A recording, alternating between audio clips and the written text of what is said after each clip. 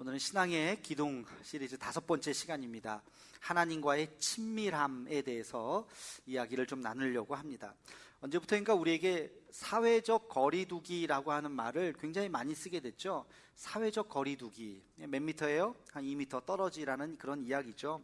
근데 이게 코로나가 터진 다음에 이 용어를 쓰기 시작해서 많은 사람들이 이게 코로나 이후에 나온 단어 아닌가라고 착각을 하기 쉬운데 그렇지 않습니다. 사실은 이 단어의 유래는 굉장히 오래됐습니다. 문화 인류학자 에드워드 홀이라고 하는 사람이 이미 1959년에 그가 쓴 책 침묵의 언어라고 하는 이 책에서 근접학 이론이라고 하는 것을 이야기하면서 이런 이론을 이야기하게 되었습니다. 근접학 이론이라고 하는 것은 사람 간의 물리적인 거리, 얼마나 가까이 있느냐 또 멀리 있느냐에 따라서 그 사람 사이의 친밀감의 척도가 달라진다는 그런 이론인 것입니다. 크게 4가지로 구분을 했는데요. 첫 번째는 공적인 거리가 있다고 이야기합니다. Public Distance Zone이죠. 퍼블릭한 존, 연설이나 강연을 할 때, 지금같이 이런 설교도 마찬가지입니다. 그럴 때 저와 여러분의 간격이 아무리 가까워도 몇 미터예요? 4미터 이상 떨어져 있는 거예요. 그렇죠? 너무 가까이 있는데 막 연설을 한다는 건 되게 어색하죠. 그래서 4미터 이상 떨어져 있는 그 거리가 공적인 거리라고 하는 거예요. 그래서 공적인 것들 어떤 모임을 가질 때는 그렇게 거리가 듬성듬성 떨어져 있고 화자나 또 청자나 그런 관계를 맺게 되는 것이죠. 두 번째가 우리가 지금까지 많이 들었던 사회적 거리라고 하는 것이 있습니다. 소셜 디스턴스 존입니다. 소셜 존이라고 하는 사회적 거리 몇 미터예요? 2미터 이상이라 그러죠. 2미터 정도가 떨어져 있으면 부담이 없는 거리입니다. 참여할 수도 있고 잠깐만요 하고 빠질 수도 있고 가볍게 이야기를 나눌 수 있는 누구나 다 친하지 않더라도 그 정도 사회적 거리 안에서 사람들이 서로 만날 수 있는 사회적 거리라고 하는 것이 2미터 정도라고 하는 것이죠. 그 다음에는 개인적인 거리가 있습니다. Personal Distance Zone입니다. Personal Zone, 개인적인 거. 그건 2미터가 아니라 조금 더 가까이. 여러분 개인적인 이야기를 하는데 2미터 떨어져서 얘기해 보려고 해보세요. 얼마나 불편하죠. 조금 더 가까이. 이것은 50cm에서 1.2m, 1m 플러스 마이너스의 거리를 두고 이야기를 하는 게 개인적인 거리라고 하는 것입니다. 제가 이 이야기를 쭉 들으면서 그렇지, 이 친밀감이라고 하는 것이 물리적 거리하고 관계가 있는데 여러분 이것은 신앙과도 매우 밀접한 관계가 있습니다. 우리가 하나님을 더 가까이 한다고 하는 것이 마음으로 가까이 하지만 이 마음으로 가까이 한다는 것은 곧 물리적인 거리와도 관계가 있는 것입니다. 하나님은 우리에게 다가오시죠. 하나님께서 우리에게 가까이 오고 싶으셔서 누구를 보내주셨어요? 그 아들 예수 그리스도를 보내주셔서 아예 인간의 몸으로 우리에게 다가오신 거예요. 전혀 낯설지 않게 그 하나님이 예수 그리스도로 옷 입으시고 예수 그리스도를 통해서 우리에게 가까이 다가오셨어요. 서로 만지고 먹고 함께 같이 거하는 예수님으로 이 땅에 오셨다는 것입니다. 그래서 그 친밀함의 그 관계, 하나님께서 먼저 우리에게 다가오셨다는 것이죠. 여러분 하나님과 얼마나 가까우십니까? 마음속에 친밀도가 어느 정도 있습니까? 제가 흔히 이야기하는데 하나님과의 관계가 옆집 친절한 아줌마 아저씨의 관계로 있으면 안 돼요. 여러분 친절한 옆집 아줌마 아저씨들 있죠? 우리 자녀들 보면 맨날 쓰다듬어 주고 용돈도 주기도 하고 먹을 것도 주고 사탕도 주고 과자도 주고 그 아이는 옆집 아저씨 보면 너무 좋아해요. 그렇죠? 아유 좋다, 저 아저씨 나 너무 사랑해주고 먹을 것도 줘서 너무 좋다. 그러나 거기까지예요. 어느 날 그 아저씨가 안 보여요. 어디 가셨죠? 지난달에 이사 가셨어요. 그래서 막 눈물 흘리면서 쫓아가는 사람이 있어요? 그냥 아이고 이사 가셨구나, 아쉽네, 그리고 끝이에요. 옆집 아저씨가 이사를 가던 누가 오던 그냥 볼 때만 나하고 친절하게 서로 매너 있게 서로 웃으면서 서로 만나면 끝이에요. 혹시 하나님에 대해서 그렇게 알고 있는 것은 아닙니까? 여러분 지금 이 자리에 계신데 하나님이 있다는 것을 알고 또 예수 그리스도 주님을 믿기에 이 자리에 계신 겁니다. 믿으십니까? 근데 이 자리에 있는 것이 그냥 의무적으로 습관적으로 그냥 하나님 계시지 하는 마음으로 혹시 이 자리에 계신 것은 아닙니까? 내가 그래도 명색의 집사인데 교회를 가줘야지, 빠지면 안 되지, 또 연락 오지, 그런 마음으로 와준다면 그것은 하나님에 대해서 친밀한 관계가 아니라는 것이에요. 여러분, 하나님과 친밀한 관계로 나아간다면 여러분, 의무감으로 교회 나오는 것이 아니라 정말 주님이 좋아서, 주님이 보고 싶어서 이 자리에 있어야 하는 것입니다. 하나님과 친밀해진다고 하는 것이 무엇일까? 무슨 의미일까? 바꿔 이야기하면 하나님과 친밀해지기 위해서 우리는 어떠한 신앙적인 경험을 할 수 있을까? 여러분, 오늘 이 말씀의 주제인 것입니다. 우리가 신앙의 12기둥을 세우는 데 있어서 하나님과의 친밀함의 기둥이라고 하는 것은 매우 중요합니다. 그저 덤덤하게 옆집 아저씨와 같이 그냥 그렇게 믿어서는 안 된다는 것이에요. 하나님을 생각할 때마다 우리의 가슴이 떨리고, 하나님을 생각할 때마다 내 마음이 좋아서, 우리 오늘 말씀처럼 주님처럼 우리를 기뻐해서 정말 견디지 못할 만큼 그런 마음으로 주님을 만나는 역사가 있기를 주의 이름으로 축원합니다. 자, 그러면 하나님을 친밀하게 지내기 위해서 우리는 어떤 경험을 해야 할까? 두 가지를 여러분 꼭 기억하시면 좋겠습니다. 첫 번째는 우리는 하나님께 우리의 아픔을 고백해야 합니다. 우리의 아픔을 고백할 때 하나님이 더 가까이 다가오게 되는 것이에요. 매튜 켈리라고 하는 분이 책을 썼는데 그 책의 제목이 바로 친밀함이라고 하는 책이에요. 여기에는 사랑과의 친밀함을 이야기하고 동시에 하나님과의 친밀함을 이야기합니다. 그래서 이 책에서 그는 사랑과의 친밀함에 단계가 있다고 이야기했습니다. 7개의 단계가 있다고 이야기했어요. 첫 번째 단계는 진부함을 말하는 단계예요. 그냥 아무나 대화할 수 있는 거예요. 오늘 날씨 좋죠? 아유, 비가 많이 와서 걱정이에요. 왜 이렇게 온난화 현상이 있는지 몰라요. 이런 대화는 누구든지 만나서 할 수 있어요. 그죠? 처음 만난 사람도 할 수 있고 모르는 사람하고도 얘기할 수 있는 너무 진부한 대화. 이게 첫 번째 단계라는 거예요. 두 번째는요, 사실을 말하는 단계. 어제 뉴스 보니까 이런 일이 있었대요. 그 강물에 뭐가 쓸려가가지고 참 사람이 죽었는데 안타깝죠? 그런 어떤 사실에 해당되는 이야기. 이게 누구 탓이에요? 정부가 잘했어요? 못했어요? 하는 그거는 이야기하지 말고 사실에 대해서 말하는 단계가 2단계라는 거예요. 세 번째는 거기 조금 더 붙여서 자기의 의견을 말하는 거예요. 내 생각에는 이런 게 문제인 것 같아요. 내 생각에는 이러이러한 것들은 참 잘하는 것 같아요 라고 자기의 의견을 말하는 단계. 의견을 말하려면 조금 더 친해져야 되겠죠. 이게 3단계의 관계라고 이야기합니다.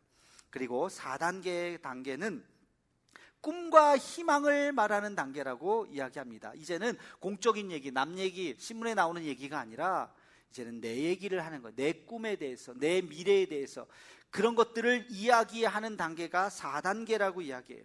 그리고 5단계의 친밀도는요, 자기의 느낌을 이야기하고 정서를 이야기합니다. 눈물을 흘리기도 합니다. 말하다가 흥분을 하기도 합니다. 내 마음을 막 이렇게 토설해내기도 합니다. 정서적인 교감을 말하는 단계가 그게 5단계의 친밀도입니다. 조금 더 나가면 6단계의 친밀도는 뭐냐? 자기의 결점과 두려움과 실패와 아픔을 이야기하는 단계가 6단계예요. 사실은요, 저의 출생의 비밀이 있어요. 뭐 이러면서 자기만이 알고 있는 그 자기의 단점, 뭐랄까 자기 아픔, 상처, 이걸 아무한테나 말할 수 없죠. 이런 것들을 이야기할 수 있는 단계는 6단계의 친밀도에 굉장히 친한 사이 아니면 자기 얘기를 할 수가 없죠. 마지막 7단계는 그 사람의 필요를 무엇인지를 알고 그것을 돕고 섬기고, 그것이 물질이든지 그것이 몸이든지 수고든지 무엇이든지 그 사람을 위해서 헌신하는 단계가 마지막 7단계의 친밀함이라고 그는 이 책에서 이야기를 합니다. 근데 여기서 중요한 것은 진정한 친밀함의 단계는 4단계부터 시작한다는 거예요. 1, 2, 3단계는 그냥 공적인 관계, 누구든지 그냥 그렇게 만나면 거기까지 관계를 맺을 수 있는 거고, 진짜 우리가 인격 대 인격으로 사귄다고 이야기를 할 때는 4단계, 그게 뭐죠? 꿈과 미래를 말하는 단계, 정서적인 교감을 나누는 단계, 내 생각을 얘기하고 내 눈물을 보이고, 그리고 함께 울고 함께 웃어줄 수 있는 그런 단계가 깊은 친밀도의 관계예요. 그게 나이가 어릴수록, 젊을수록, 10대일수록 그게 쉽죠. 아이들은 몇 번 만나도 막 자기 생각을 얘기하고 함께 울고 함께 웃고 사춘기 때 그렇게 되잖아요. 그래서 어렸을 때 그 친구가 굉장히 오래 가고 끈끈한 친구가 되는 거예요. 근데 어른들이 될수록 그런 내 마음을 이렇게 보인다는 걸 굉장히 경계하죠. 그러니까 굉장히 친밀도로 깊게 들어가기가 쉽지 않다는 것입니다. 그리고 자기의 상처를 이야기하는 순간, 사실 저는요 이런 고민이 있어요. 사실 저는요 이런 아픔이 있어요. 자기의 그 상처와 아픔과 고통을 말한다면 굉장히 깊은 친밀감 가운데 나간다는 것입니다. 여러분, 하나님과 여러분들의 관계를 한번 대입을 해서 생각해 보세요. 혹시 하나님과 여러분의 관계가 친밀도로 봤을 때 어느 정도 단계이십니까?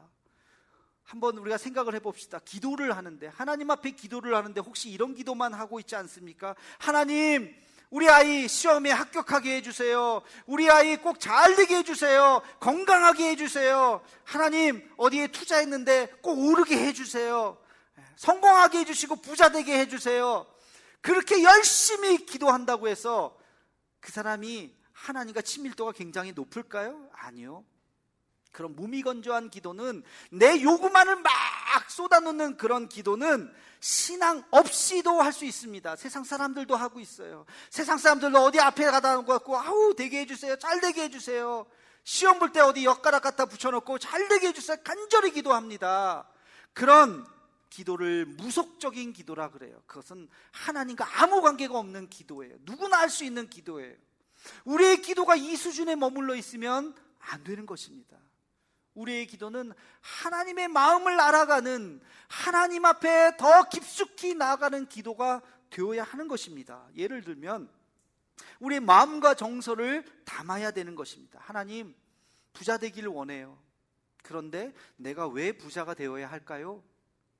한번 질문해 보셨어요? 여러분, 왜 부자가 되어야 합니까?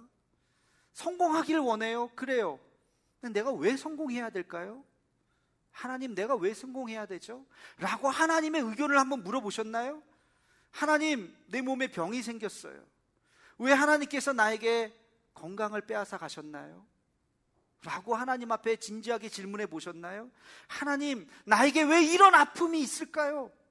하나님, 내가 매일매일 다짐하지만 왜 똑같은 죄를 반복해서 지고 있나요? 하나님 앞에 내 마음을 아뢰고 하나님의 뜻을 묻는 기도를 해야 하는 것입니다. 그게 하나님과 나와의 관계가 더 깊어지고 일방적으로 주세요 주세요 하는 무속적인 기도가 아니라 하나님의 뜻을 묻는 기도로 우리는 나아가야 하는 것입니다. 왜? 그럴 때 하나님께서 우리에게 말씀하실까요? 안 하실까요? 말씀하십니다. 그럴 때 하나님께서 우리에게 말씀하시는 것입니다. 주님의 음성이 내 귀에 들려질 때에 우리는 하나님과 더 깊은 관계로 나아가게 되는 것입니다. 여러분, 이것이 친밀함이에요. 친밀함. 우리의 연약함 가운데 하나님 앞에 나아갔을 때 하나님께서 우리의 이름을 불러주시면서 오늘도 우리와 함께 하실 줄로 믿습니다. 두 번째, 친밀함이라고 하는 것은 서로 간의 비밀을 공유할 때 나타나게 됩니다. 비밀을 공유할 때, 친밀함의 히브리 말을 소드라고 해요. 소드. 이 소드라고 하는 것은 숨김없이 아주 가까운 사이, 숨기는 것이 없어야 돼요. 그렇게 아주 가까운 사이를 소드라고 하고, 이것을 번역하면 친밀함이라고 이야기합니다. 드라마에 보면 공식이 하나 있어요. 낯선 남자와 여자가 처음에 딱 만나면 서로 쌩하죠. 모르고. 근데 그러다가 갑자기 어떤 사건에 서로 연루가 되죠. 그러면서 그 사건을 공유하면서 둘만의 비밀이 생깁니다. 그러면서 둘이 이제 만남을 갖고 서로 만날 때마다 그 사건 때문에 서로의 눈빛이 달라지고, 그러면서 그렇고 또 넘어가는 거예요. 그게 드라마의 공식과 같은 그런 생각을 해요. 우리 하나님과의 우리와의 관계도 그래요. 우리가 더 깊은 신앙으로 나아갈 때 그냥 일상적이지 않아. 하나님과 우리 사이에 어떤 사건이 생깁니다.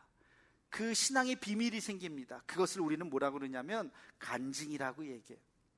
그 간증이 거창한 것이 아니라 그것이 이야기를 하면 남들이 볼 때 야, 그거 뭐 별거 아닌데 뭐. 근데 나에게는 그것이 엄청난 사건이에요.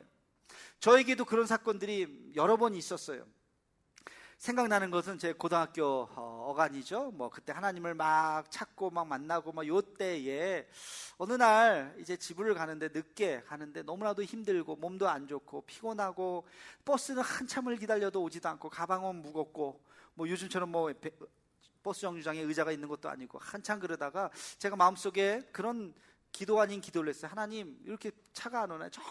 저기 불빛이 보이는 저 버스가 한 대가 있는데 저 버스가 내가 타는 버스가 그 버스가 되기를 바라고, 그리고 그 버스 안에 자리가 내가 앉아서 갈 수 있는 자리를 하나 주세요. 그러면 내가 하나님 열심히 믿겠습니다. 그런 거 한 번씩 안 해보셨어요? 그리고 이제 딱 기다려서 이렇게 유심히 보는데 긴장이 되더라고요. 버스가 막 오는데 그 번호예요. 내가 타는 버스예요. 우와, 신기하다. 버스를 딱 탔는데 자리가 있었을까요? 없었을까요? 있었어요. 있었어요. 그 자리에 딱 앉는 순간 기분이 묘한 거예요. 기분이 묘한. 야, 이게 뭐지?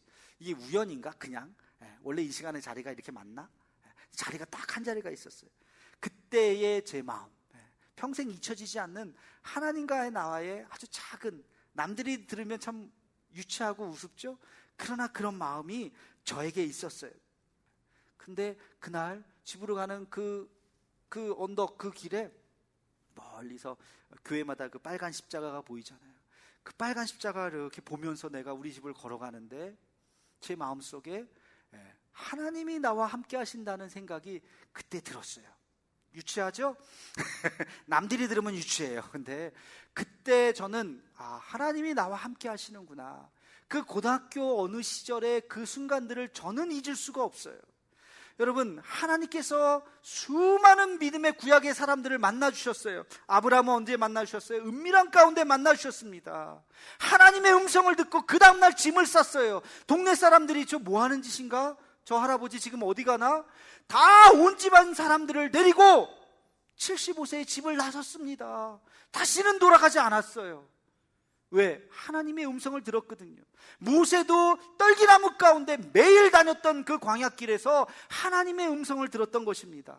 다윗도 엎드려 기도할 때 하나님께서 그와 함께 한다고 하는, 너가 지금은 도피 생활하고 생명이 위협되지만 언젠가 너가 이 나라를 세우는 왕이 될 것이라고 하는 믿음을 그에게 주셨던 것입니다.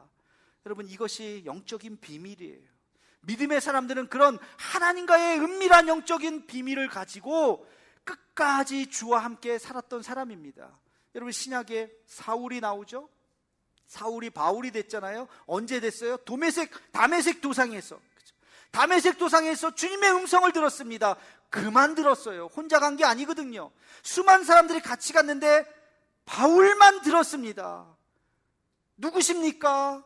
사울아, 사울아, 내가 왜 나를 핍박하느냐? 나는 내가 핍박하는 예수라.